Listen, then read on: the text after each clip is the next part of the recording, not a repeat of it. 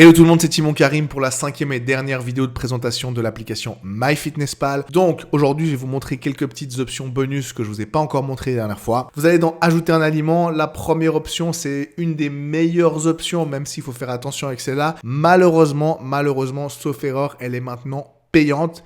Pour tous ceux qui ont créé un compte MyFitnessPal il y a plusieurs années et qui l'ont jamais utilisé, peut-être parce que je sais pas, ils s'étaient démotivés à l'époque, récupérez votre ancien compte. Parce qu'en 2 mots, cette option est devenue payante, mais moi, j'ai un vieux compte qui date d'il y a plusieurs années avant qu'elle soit payante et MyFitnessPal l'a laissée gratuite pour ses anciens clients. Donc cette option, c'est tout simplement numériser un code barre que vous voyez là. Vous cliquez dessus, vous allez pouvoir scanner le code barre d'un aliment. Et si vous le faites, en gros, ça va rechercher l'aliment dans la base de données plutôt qu'écrire le nom ici. En gros, c'est une option pour flemmard.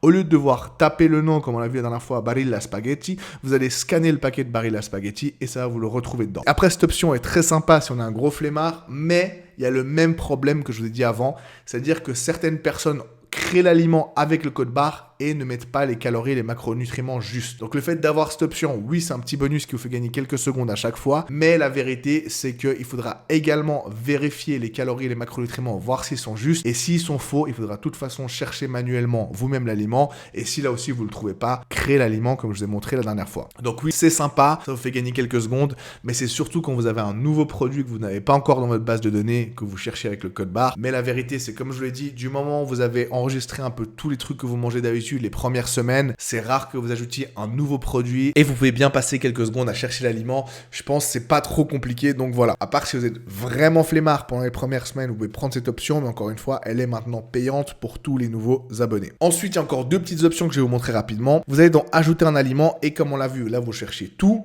À droite, vous avez tous les aliments que vous avez créés, on l'a vu la dernière fois, et l'option de créer un aliment. Mais vous avez encore mes repas et mes recettes. Mes repas, c'est quoi? C'est imaginons que le repas qu'on a créé ici, vous allez le manger, je sais pas, 3-4 fois par semaine, ou en tout cas très régulièrement. Ce que vous allez faire, vous allez cliquer sur modifier en haut à gauche. Là, vous pouvez supprimer ou rajouter des trucs, ou les faire glisser, etc. comme vous voyez. Vous pouvez cliquer, supprimer des aliments, que vous pouvez également supprimer en faisant slider vers la gauche tout simplement.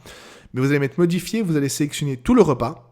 Et en bas à droite, vous aurez l'option qui va apparaître « Enregistrer le repas ». Et vous cliquez dessus. Et là, vous allez pouvoir donner un nom à ce repas. Je vais le mettre au hasard. Je vais simplement écrire « Repas 1 », voilà, avec les aliments qui sont dessus.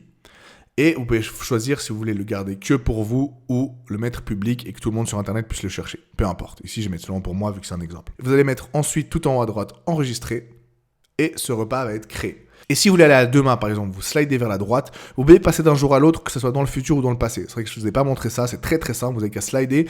Et si vous voulez aller à une date précise, en haut, vous cliquez sur aujourd'hui et vous pouvez tout simplement sélectionner la date précise, même par année, etc.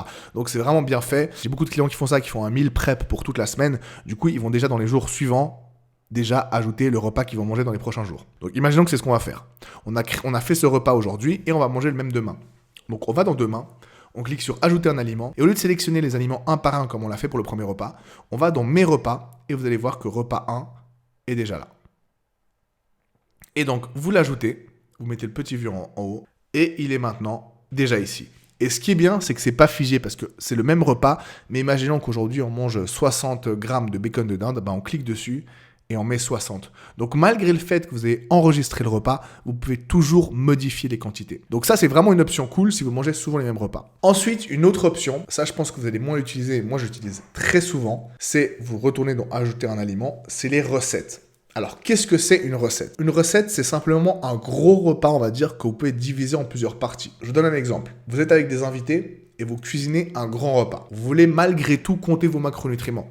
Ou vous êtes avec des potes, ou vous êtes avec votre copine, votre copain. Ce que vous allez faire, c'est que vous allez dans mes recettes en haut et vous allez cliquer sur créer une recette. Vous allez donner un nom à la recette. On va mettre exemple. Et le portion. Et dans les portions, vous allez faire quoi? À part que c'est une pizza et vous allez couper 8 parts égales ou quelque chose comme ça. Imaginons, je sais pas, un énorme plat avec plein de choses dedans. Vous allez mettre le nombre de grammes total du repas. Imaginons que ça fait 2,2 kg, voilà, vous allez mettre 2200 grammes. Ensuite, vous allez mettre suivant. Et là, vous allez ajouter tous les ingrédients de votre recette. Imaginons que vous avez mis du poulet, voilà, blanc de poulet, on va dire, je mets au hasard, 200 grammes. Il y a des spaghettis, voilà, c'est un énorme plat de spaghettis, on va reprendre un peu les exemples qu'on a mis avant.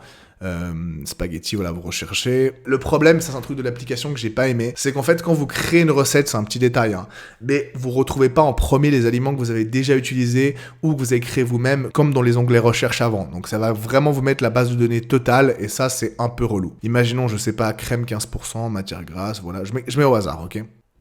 Voilà, 200 ml aussi. Donc ça c'est votre recette totale. Du moment où elle est finie, vous allez cliquer à droite et vous allez voir votre recette. Et en fait tout ça, bon là ça baisse pas 2,2 kg, mais voilà. Ça va être pour 2,2 kg. Imaginons 2,2 kg c'est le poids cuit. Vous allez peser votre recette à la fin et vous allez mettre enregistrer.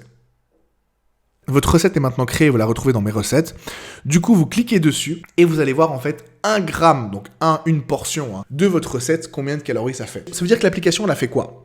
Et bien en fait, elle a additionné toutes les calories, tous les macronutriments de tous les ingrédients que vous avez bien sûr pesés crus comme d'habitude, et elle a divisé par 2200 parce que je lui avais dit qu'il y avait 2200 portions. Donc là, ça me donne les macros pour une portion. C'est 1 gramme, c'est pas beaucoup comme vous voulez voir. Mais en gros, vous avez votre recette finie, que vous avez pesée donc cuite et qui faisait 2200 grammes. Vous allez servir vos invités et vous allez peser seulement votre assiette. Imaginons que votre assiette fasse 346 grammes, je dis au hasard, vous mettez 346 et là, ça va vous calculer le nombre de calories qu'il y a pour 346 grammes cuits. Donc je répète, vous mettez tous les ingrédients que vous avez utilisés pesés crus comme d'habitude. Quand vous avez tout mélangé, tout fini, tout cuit, c'est prêt à servir, vous repesez le plat. Le plat fait 2,2 kg, vous faites ça avant que les gens arrivent, vous servez les gens, etc. Et ensuite, vous vous servez vous-même et vous pesez votre assiette. Et là, votre assiette fait 346 grammes cuits, donc 346 portions. Et ça va vous donner pour cette portion-là, donc combien de calories, de glucides, de lipides et de protéines. Et vous allez mettre ajouter. Et ça va s'ajouter directement, comme vous pouvez le voir, à votre repas. Exemple, 346 serving c'est portions, et nombre de calories totales, et ça s'ajoute à votre journée. Comme j'ai dit, je pense pas que c'est un truc que vous allez faire souvent, parce que déjà, quand vous êtes avec des potes, etc., vous n'avez pas envie de peser tout, mais c'est un bon moyen de pouvoir cuisiner pour tout le monde, de pouvoir pas peser chaque truc devant tout le monde dans son assiette, de pas devoir manger un repas séparé par rapport à votre famille, et de pouvoir quand même avoir le truc total. Faut avoir une famille quand même compréhensive. Vous appelez votre mère le jour à l'avance, vous dites, maman, s'il te plaît, est-ce que tu peux peser tous les ingrédients que tu vas mettre dans ta recette, me donner le nombre de grammes, etc. Vous créez vous-même la recette là, vous créez le nombre de portions totales et vous pesez votre assiette quand vous allez manger chez votre mère. C'est entre guillemets plus simple que de regarder, d'essayer de deviner, il y a combien là, les spaghettis sont cuits dans mon assiette, ça fait combien cru, essayer de deviner combien de poulet, etc. Si vous pouvez créer la recette totale. Voilà. Je vous ai quand même expliqué cette option, même si j'imagine que pas beaucoup de gens vont s'en servir. Mais moi, quand je cuisine pour plusieurs personnes chez moi, ou par exemple je suis avec ma copine, au lieu de cuire tous nos ingrédients séparés pour avoir les bons macros, cuire tout séparément dans 2 poêles, 2 casseroles, etc. Bah, je fais un gros plat, je pèse le total, et vu que souvent, je vais pas mentir, je mange plus qu'elle, bah, je mets par exemple, il y a le poids total, c'est 800 grammes, bah, moi, j'ai mangé 560 grammes, je vais mettre 560 portions, elle pourra mettre 240 portions, et on aura nos macros et nos calories qui seront déjà justes et séparés pour chacun. Donc voilà, c'est la petite option que je vous ai montré. Donc je vous ai montré le calendrier, je vous ai montré les repas, je vous ai montré les recettes. Donc je pense que vous avez tout comme d'habitude. Si vous avez plus de questions, vous pouvez m'écrire timonkarim.com pour ceux qui ne sont pas encore de mes clients. Vous pouvez m'envoyer un email si vous avez des questions ou m'écrire directement sur Instagram. Si vous avez plus de questions sur mon application que j'ai montré brièvement dans ces vidéos, allez voir mon autre playlist où je présente mon application partie par partie et je vous explique comment l'utiliser. Cette petite série de vidéos, c'était spécialement pour MyFitnessPal que j'utilise et que je propose à mes clients d'utiliser pour compter leurs repas, leurs calories, etc. Et qui, comme je vous l'ai montré, est connecté directement à mon application, synchronisée automatiquement. Voilà, c'était tout pour moi. C'était Timon Karim et je vous dis à tout bientôt. Ciao.